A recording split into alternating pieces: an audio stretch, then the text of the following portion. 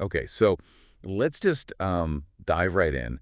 We need to talk about the paradox of David Beckham. The paradox, yeah, that's the perfect word for it. Because on one hand, you have the image, Yeah. the billboard. You have the cologne, the underwear ads, the Netflix show. The whole celebrity package. It's the whole package. Yeah. And now, as of November 2025, you have Sir David, Yeah. knighted by King Charles III at Windsor Castle. Yeah.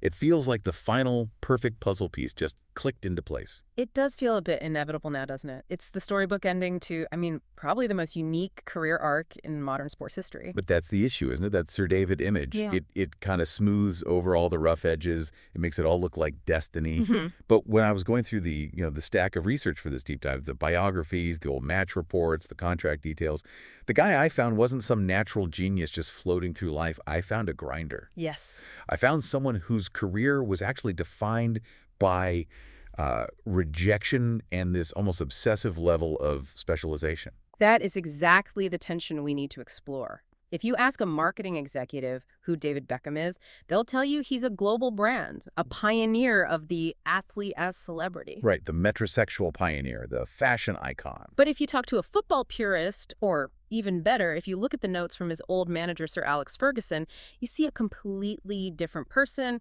You see a player who had, let's be honest, average speed. Barely average. Average strength. And he couldn't really dribble past a defender to save his life. Yet he built this incredible career on a level of grit and repetition that, frankly, borders on a disorder. And that is the mission of this deep dive. We are going to peel back that celebrity veneer. Yeah. We need to figure out how a kitchen fitter's son from East London survived being literally the most hated man in England to become a national treasure. And we have to look at the tactical reality of his playing style. Was he actually that good, or was he just famous for being famous? And crucially, the business side. Because there is a specific clause in his 2007 contract with the LA Galaxy that I would argue is the single smartest financial move in the history of sports. Oh, without a doubt. We're going to break down the Beckham rule and explain how he turned what was essentially a salary cut into a billion-dollar asset. I read the notes on that contract clause 3 times just to make sure I was understanding the math correctly. Yeah. It is absolutely staggering foresight. It really is. But let's not get ahead of ourselves. To understand the knight, to understand the businessman, you have to understand the kid. Because the story really starts in a very specific place. Yeah. Leytonstone, May 1975. Right. David Robert Joseph Beckham. And the context here is strictly working class. His dad, Ted, was a kitchen fitter. His mom, Sandra, was a hairdresser. Mm-hmm. But if you look at the household dynamic, the defining feature wasn't their jobs, it was their religion. And that religion was Manchester United. Which is kind of odd, isn't it? Leytonstone is deep in East London. Manchester is, 200 miles away? A long way. In the 70s and 80s, you supported your local club. You were a West Ham fan, a Spurs fan. Why the obsession with a team from the other side of the country? The word used in the sources is fanatical. They would pile into the car and drive those 200 miles up the M1 to Old Trafford for home games. Regularly. That's a 4 or 5 hour drive one way in 1980s traffic. Exactly. That level of obsession, that commitment seeps into a child. There's a really telling anecdote Beckham shares about his school days.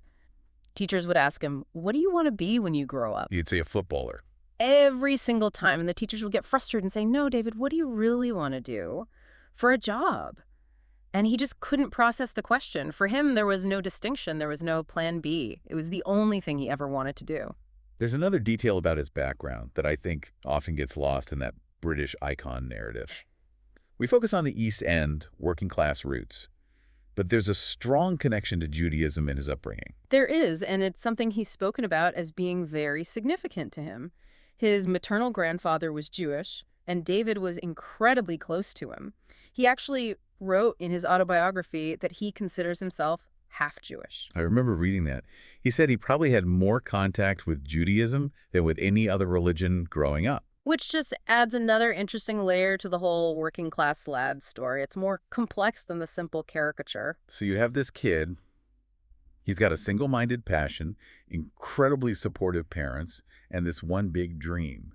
But physically, the sources all seem to agree he wasn't exactly built to be a professional athlete. And this is the first major hurdle. It's where that myth of natural talent starts to crack. He was actually rejected by the England schoolboys team. For what reason? He was too small, just too slight. The coaches looked at him and thought he'd get bullied off the ball, that he wouldn't be able to handle the physicality of the game. Wow. Can you imagine being that coach? Yeah. The guy who cut David Beckham because he looked a bit scrawny? It has to keep you up at night, right? But he didn't quit. He went back to training with his dad's local team, Ridgeway Rovers, and by all accounts, his dad was a tough, demanding coach. Eventually, that obsessive work rate shone through. Manchester United spotted him, and he signed with them as a trainee at 14 in 1991. So he becomes part of that legendary class of 92 under the youth coach, Eric Harrison. Exactly. The group with Ryan Giggs, Paul Scholes, the Neville brothers, Nicky Butt. I mean, it's the golden generation of English football. But even then, getting signed doesn't mean you've made it. And I think a lot of people gloss over this next part of his story, the loan spell. It's arguably the most pivotal moment of his early career. In the 1994-95 season, Sir Alex Ferguson sends him on loan to Preston North End. Okay, for our listeners who might not follow the English football pyramid, explain the drop. Going from Manchester United to Preston is what? It's a massive, massive drop. You're going from the Premier League champions to the third tier of English football. It's gritty, it's physical, the stadiums are old, the pitches aren't great. And psychologically for a young player, a loan can feel like a rejection, can it? It feels like the big club is saying, we don't have room for you here. Go prove you're good enough somewhere else. That is exactly how Beckham took it. He's on record saying he arrived there thinking his Manchester United career was over. He thought, they don't want me anymore. If I don't perform here, my entire career is hanging by a thread. It was a sink-or-swim moment. And how did he respond? He swam. He played 5 games and he scored 2 goals. But it's how he scored one of them that's so important. He scored directly from a corner kick. Okay, break that down. A corner kick is normally a pass. You're trying to find a teammate's head. Scoring directly is incredibly difficult. It's almost a trick shot. You have to hit the ball with such a ridiculous amount of curl that it swings away from the goal and then bends back in dramatically to sneak inside the post, all while evading a goalkeeper who's standing right there. The technical precision has to be perfect. And the confidence to even try that as a teenager, on loan, playing for your future, it just showed everyone he had something different, something special. So it was the proof of concept. He goes back to United with that confidence, that experience. And that leads us to 1996, the goal that changed everything. August 17th, 1996, Selhurst Park against Wimbledon. It's the opening day of the season. United are comfortable. They're leading 2-0. And Beckham gets the ball just inside his own half. He's not even near the center circle yet. No, not at all. And statistically, what does a player do in that position? 99.9% of the time, you pass it short to a teammate. You keep possession. Right. Maybe you carry the ball forward a few yards. But Beckham does something else. He takes a touch, looks up for a split second, and he sees the Wimbledon goalkeeper, Neil Sullivan, has wandered off his line. Just drifted out a bit too far. Maybe 10 or 15 yards out, and Beckham just decides to shoot. From 57 yards away, Wow. it's just pure audacity. He hits it, and the ball just hangs in the air forever. If you watch the replay, you can see the realization hit Sullivan. He starts backpedaling, then he starts panicking, stumbling, and the ball just drops perfectly under the crossbar and into the net. It was voted number 18 in Channel 4's 100 Greatest Sporting Moments. But what stands out to me isn't even the strike itself, it's his reaction, or the lack of one. He doesn't sprint around screaming like he just won the lottery. He just stands there, he smiles, this little cheeky grin, and slowly raises his arms. It was almost arrogant, but in a totally justified way. It was a statement. It was him saying, I meant to do that, and the truth is, he did. That's what Ferguson said. Exactly. Ferguson noted that Beckham practiced with relentless application. He would spend hours after training just trying to hit the crossbar from the halfway line, or aiming for specific spots in the goal. It wasn't a lucky shot. He was executing a skill he had rehearsed thousands and thousands of times. So by 1996, he's arrived. He's the golden boy. He's a star. But the narrative arc of Beckham's life is a pendulum. It just swings from these extreme highs to terrifying lows. And in 1998, we hit the absolute bottom, the World Cup in France. This is what we have to call the villain arc. It is genuinely hard to communicate to a modern audience, an audience used to social media pylons, just how toxic this period was. It was a different level of vitriol. And going into the tournament, the England manager at the time, Glenn Hoddle, was already playing mind games with him. He publicly accused him of not being focused. And he dropped them for the first 2 group games, which was a huge shock. But Beckham fights his way back into the team. He scores a trademark free kick against Colombia to help England get into the knockout stages. And then the round of 16 against Argentina. A massive, bitter rivalry match. The tension is already sky high. And then the incident. Diego Simeone, the Argentine midfielder who is, a master of the dark arts, clatters into Beckham from behind. It's a heavy foul. It is. Beckham goes down face first. And then what happens? While he's lying on the ground, in a moment of just pure, immature petulance, Beckham flicks his right leg back and kicks Simeone in the calf. Now, to be clear, it wasn't a violent kick, was it? Not at all. It was a tap, a little flick. But Simeone went down like he'd been shot by a sniper. He even admitted years later he was overreacting to get Beckham sent off. But the intent was there. The referee was right there. Red card. Red card.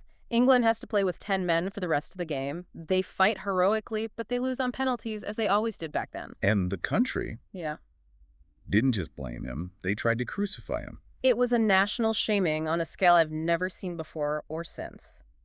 The next morning, the Daily Mirror newspaper printed a dartboard with David Beckham's face on the bullseye. That is just horrific. It got worse. There were effigies of Beckham, like dolls, hanging from nooses outside pubs in London. He received legitimate death threats. Bullets were sent to him in the mail. He was 23 years old. He basically had to go into hiding. I think most people in that situation, most athletes, would have just left the country. A transfer to Italy or Spain would have been the easy way out. Just escape the noise. His agents certainly considered it, but he didn't go. He went back to Manchester. He put his head down. And this incredible resilience sets up what might be the greatest redemption season in the history of English football. The treble of 1998-99. Manchester United winning the Premier League, the FA Cup, and the Champions League all in one season. The feat that had never been done before in English football. And Beckham wasn't just, a passenger on this ride. He was driving the bus. He was instrumental. Let's look at the crucial moments. Final league match of the season. They're playing Tottenham. United must win to secure the title ahead of their rivals, Arsenal. Right. And they go 1-0 down. The stadium, Old Trafford, is just terrified. The dream is slipping away. And who steps up? Beckham. He scores the equalizer with this beautiful curling strike into the top corner. It settled the nerves, and United went on to win 2-1. That was the title. And then we get to the Champions League final against Bayern Munich. Probably the most dramatic ending to a football match ever. But looking at the tactical notes, Beckham was forced to play out of position that night, wasn't he? This is a key detail people forget.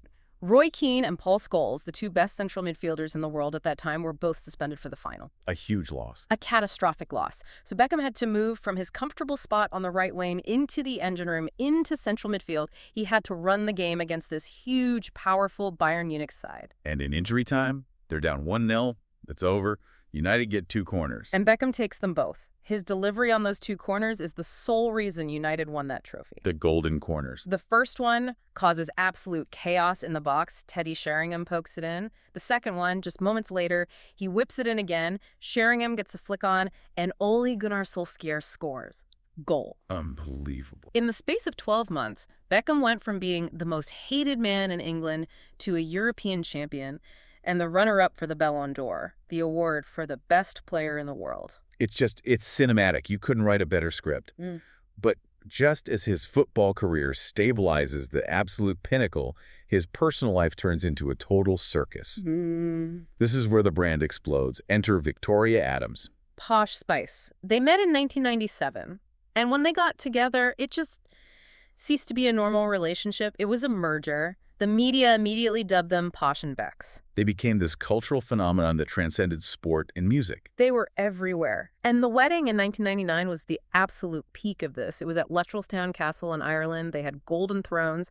It reportedly cost £500,000, which in 1999 was an astronomical amount of money. She gave him the nickname Golden Balls on national television for how he'd rebuilt his reputation. Yes, she did. It was the height of that cool Britannia celebrity culture. But this is exactly where the friction with Sir Alex Ferguson starts to really fester.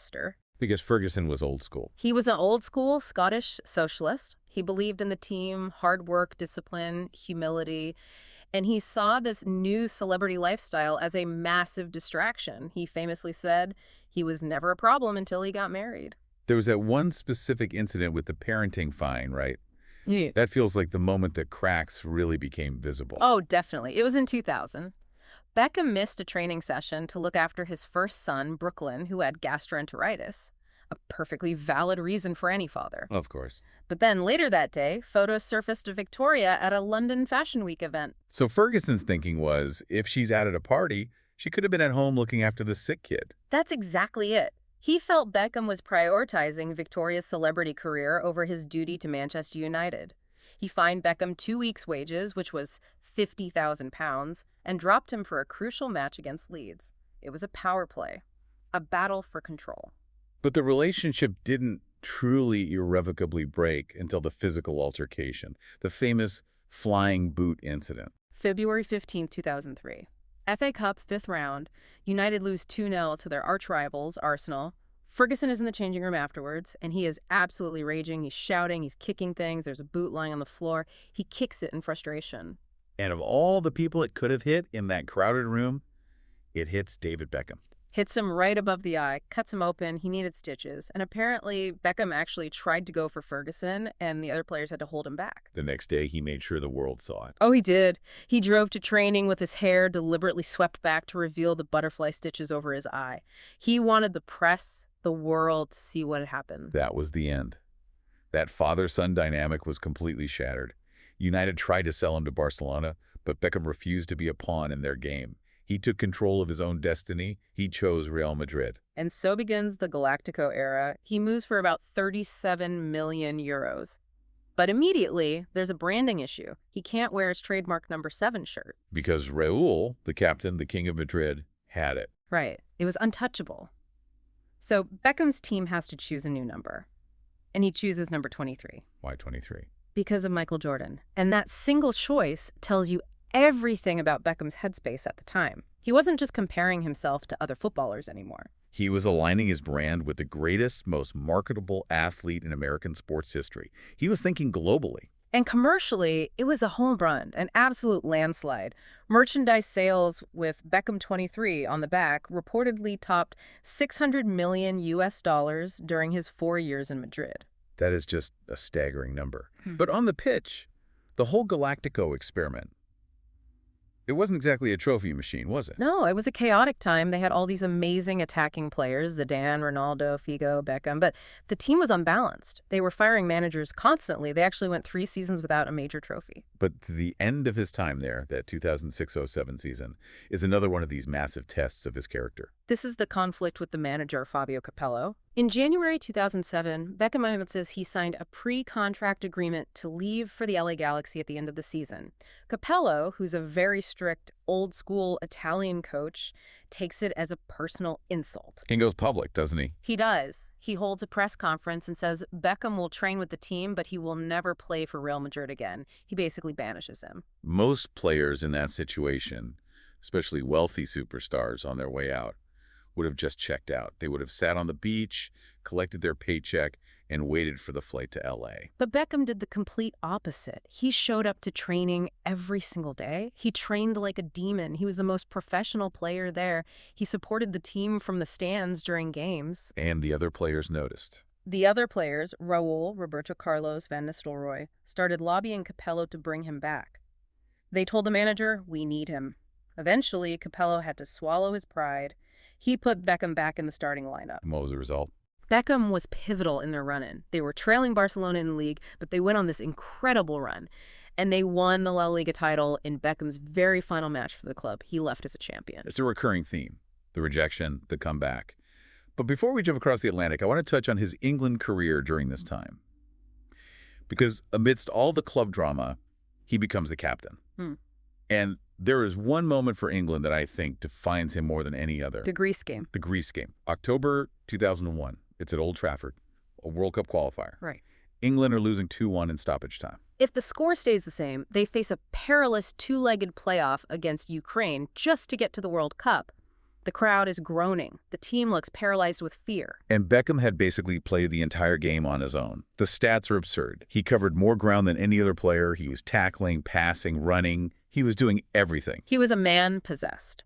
And then, in the 93rd minute, he wins a free kick, about 30 yards out, central position. The commentary line right before he took it was legendary. The commentator, Alan Green, I think, said, "Give that man a knighthood."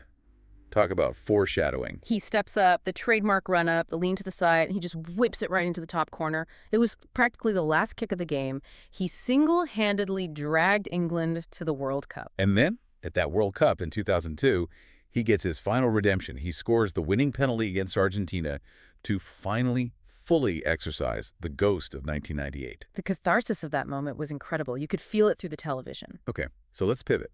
The year is 2007. The move that shocked the entire sporting world. David Beckham, at 31 years old, still arguably in his prime signs for the LA Galaxy in Major League Soccer, the headline screamed, $250 million deal. Which, we have to clarify, was a brilliant piece of PR by his agency, Simon Fuller's 19 Entertainment. So he wasn't actually getting a check for $250 million? No. His base salary was $6.5 million a year.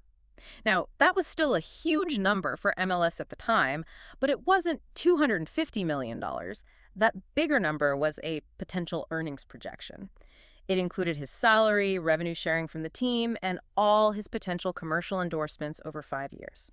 But even at $6.5 million a year, the league couldn't afford him under their own rules. They had a strict salary cap. So they invented a rule for him. The designated player rule. Which we still call the Beckham rule to this day. It allowed every team in the league to sign up to 3-star players whose salaries wouldn't count fully against the cap. It fundamentally changed the entire structure of American soccer. But here is where it gets really, really interesting.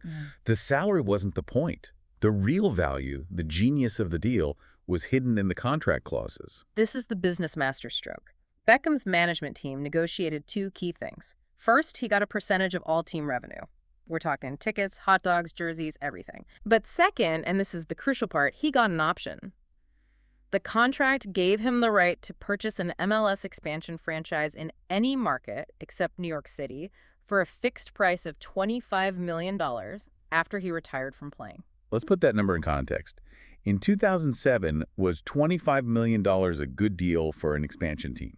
At the time, Toronto FC had just paid $10 million to join the league, so paying $25 million in the future actually looked like a bad deal. It was a 150% premium on the current price. So the MLS owners probably thought they were pulling a fast one. They probably thought, sure, if he wants to overpay for a team in 5 or 10 years, let him have it. They didn't account for the Beckham effect. Because he and his team were betting on themselves. Exactly. They knew his arrival would cause the league's popularity, TV deals, and overall value to skyrocket. And they were completely right. By the time he exercised that option to launch Inter Miami in 2014, the franchise fees for new teams had jumped to over $100 million. And what's the entry fee today? Today, the entry fee for a new MLS team is around $500 million. And the valuations of the clubs themselves are approaching, and in some cases, like Inter Miami, exceeding $1 billion. So he bought an asset now worth $1 billion for a ticket that cost him $25 million. It is arguably the most lucrative, most intelligent, most forward-thinking move in the history of athlete contracts. It's stunning. It's the business equivalent of seeing the goalkeeper off his line. He saw an opportunity that nobody else was even looking for. It changed the whole paradigm of what an athlete could be. He transitioned from being an employee of a league to being an owner. But while the business side was a masterstroke, the playing side in L.A. had some bumps in the road. He went on loan to AC Milan twice, which really angered the L.A. fans. They felt betrayed. They called him a part-time player. There were banners in the crowd telling him to go home fraud. It got pretty nasty. But true to form, he won them over. He came back, he committed himself to the cause, and he led the Galaxy to win the MLS Cup twice, in 2011 and 2012. He always wins them over in the end. And he didn't stop there. He had one final swan song in Europe. Paris Saint-Germain in 2013. He signed a 5-month deal just to finish his career at another top club. And in a gesture that tells you everything about his financial security and his PR savvy, he donated his entire PSG salary to a local children's charity in Paris. A class act. A very class act. And he won the League One title there. That made him a league champion in 4 different countries: England, Spain, the US, and France. The first Englishman to ever do so. He retired in May 2013, walking off the pitch in tears to a standing ovation. Okay, let's pause the timeline for a second and just drill down into the actual football. Because we've used words like great and icon, but tactically, what kind of player was he? Because he wasn't Messi. He wasn't the Brazilian Ronaldo. No, he was a specialist, and in modern football, specialists are becoming increasingly rare. As we said, he wasn't a great dribbler. He couldn't beat 3 guys in a phone booth like Ryan Giggs could. He wasn't particularly fast defenders could catch him in a foot race.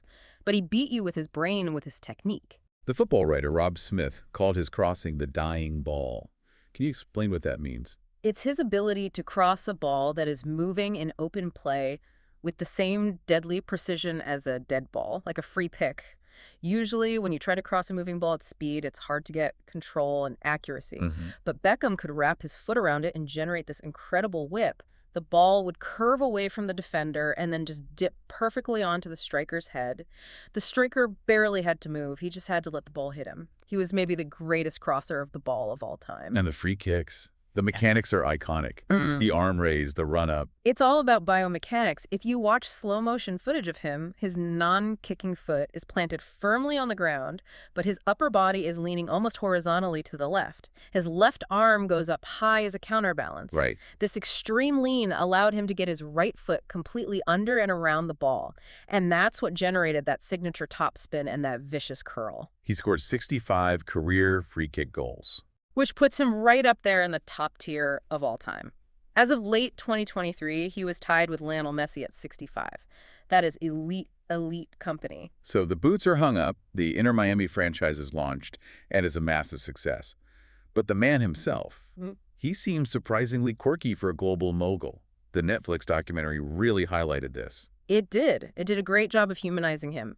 He spoke very openly about his obsessive-compulsive disorder, his OCD. The cleaning, right. It's intense. It's extremely intense. He admitted he stays up for hours after everyone else in the house has gone to bed just to clean the used candles. He cleans the kitchen taps. Everything in the house has to be in straight lines or in pairs. He showed his fridge, and he has 3 of them. 3 fridges, one for general food, one for salad, and one for drinks. And he said that if he opens the drinks fridge and there are 3 cans of soda, he will throw one away just so there is an even number. That sounds absolutely exhausting to live with. It does, but you wonder if that same obsession with order and perfection is what made him such an incredible practicer of free kicks. The repetition, the order, the drive for perfection. And he balances this high-stress, perfectionist life with farming. Laughs. Yes. Since about 2020, at his big country home in the Cotswolds, he's gotten really into beekeeping. He posts pictures of his honey on Instagram. He has his own hives. He's growing vegetables. It's a very grounding hobby for someone who has lived such a high-voltage life. And we can't forget the tattoos. Over 65 of them now, including one of his wife's name, Victoria, tattooed on his arm in Hindi, although famously it's misspelled. It says Victoria, doesn't it? It does. And the reason he got it in Hindi was because he thought getting it in English would look tacky. Victoria. That is just perfect. It's that mix of high fashion aspiration and slight relatable clumsiness that makes him likable. Like queuing for 12 hours to see Queen Elizabeth II lying in state. That was a massive PR moment for him in 2022. He could have pulled strings. He's David Beckham. He could have gone through a VIP entrance.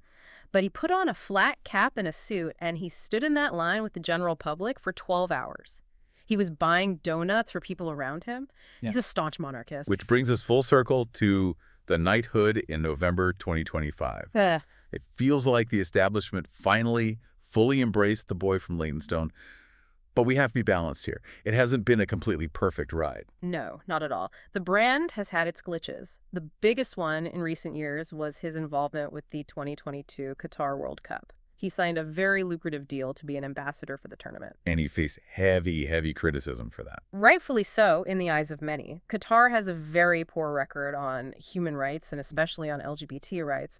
And for years, Beckham had been held up as a gay icon. He was one of the first footballers to really engage with that community. Right. So for him to then take a huge amount of money from a country where homosexuality is illegal, a lot of his fans felt betrayed. They felt the brand won out over the morals. And there were those leaked emails from around 2013 where he seemed absolutely furious about not getting a knighthood back then. That showed the cracks in the armor. It showed he has a temper, that he has an ego, and that he really craves that validation from the establishment. He's not a robot. He desperately wanted to be Sir David. And now he is. So when we look at the whole picture, the trebles, the red cards, the Galactico fame, the business empire, the controversies, what's the final takeaway? I think it's relentless reinvention. He conquered football through sheer work rate, not just talent. He then conquered the business of football by seeing value where nobody else did. He went from the most hated man in the country to arguably the most beloved. He is a man who simply refuses to accept a dead end. And he's the guy who turned a $25 million option into a billion-dollar club. I still can't get my head around the genius of that math. It's the ultimate long game. So here is a final provocative question for you to chew on. We look at football today. It's all about high pressing, hyper-athleticism, inverted wingers who cut inside and dribble. Right. It's a different game. If a 25-year-old David Beckham, in his prime, walked onto a pitch today, a player who didn't have lightning speed, who couldn't dribble past 3 defenders, but who could place a football on a dime from anywhere on the field, would he still dominate? Or has the game evolved past the pure specialist crosser? That is the ultimate question, isn't it? I think his delivery is so good, so unique that a smart manager would build the team around it. But could he handle the constant defensive pressing? That would be a huge challenge for him. Something to think about. Thanks for diving in with us. A pleasure.